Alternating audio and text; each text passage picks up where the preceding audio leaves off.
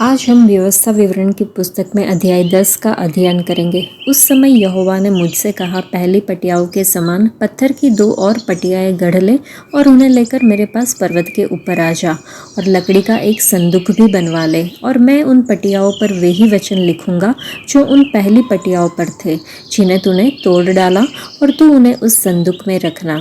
तब मैंने बबूल की लकड़ी का एक संदूक बनवाया और पहली पटियाओं के समान पत्थर की 2 और पटियाएं गढ़ी। तब उन्हें हाथों में ले लिए हुए पर्वत पर चढ़ गया।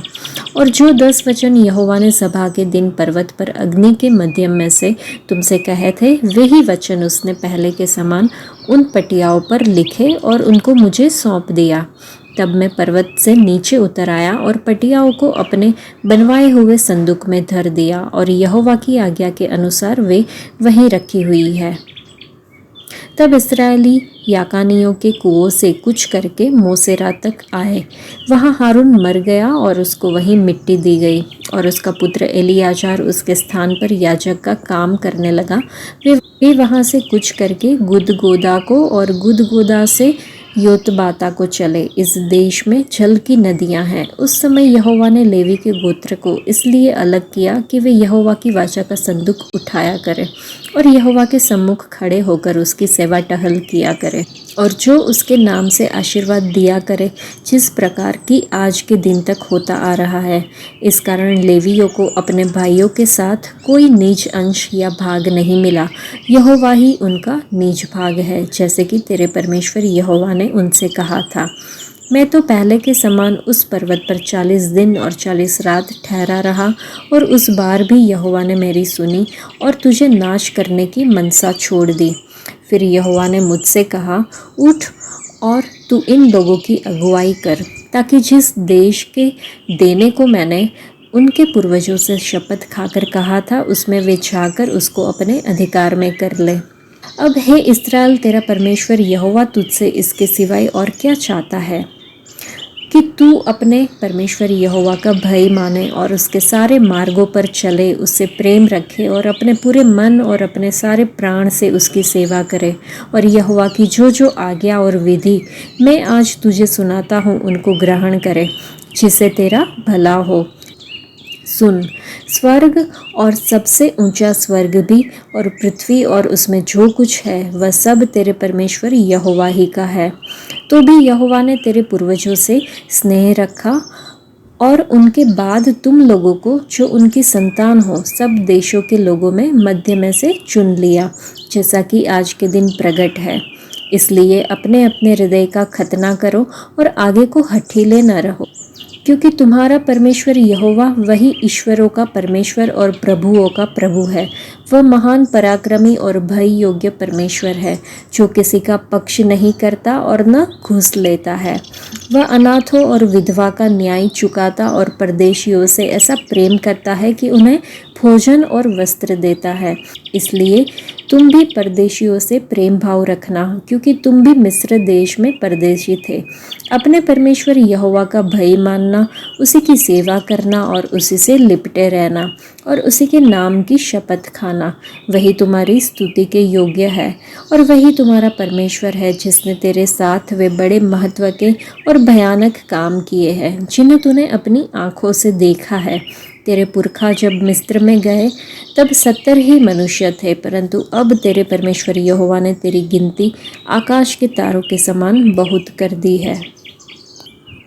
इस अध्याय को पढ़ने के बाद आइए हम विचार करें उस वचन पर जहाँ पर लिखा है कि यहोवा तुम्हारा परमेश्वर है। वे आपसे क्या चाहते हैं? ये जानना कि यहोवा कौन है और वह हमसे क्या अपेक्षा रखते हैं, अपनी भक्ति में निष्ठावान रहना। ये सारी बातों को हमें एक अच्छे गहराई से समझना चाहिए। मूसा ने 12 और 13वें वचन में कुछ निर्देशों का उल्लेख किया है, और वे हमें उनकी मांगों के अनुसार खुद को प्रस्तुत करने में मदद करेगा। कि प्रभु यहोवा का भय मानना, हमारे बीच श्रद्धा और उसकी निरंतर उपस्थिति की भावना विकसित करना, आज्ञाकारिता में चलना, अपने दैनिक कार्यों में परमेश्वर के तरीकों का पालन करना, उससे प्यार करना। सच्चा प्यार उसके प्रति हमारी निकटता और आज्ञाकारिता को दर्शाता है। उसकी सेवा करना।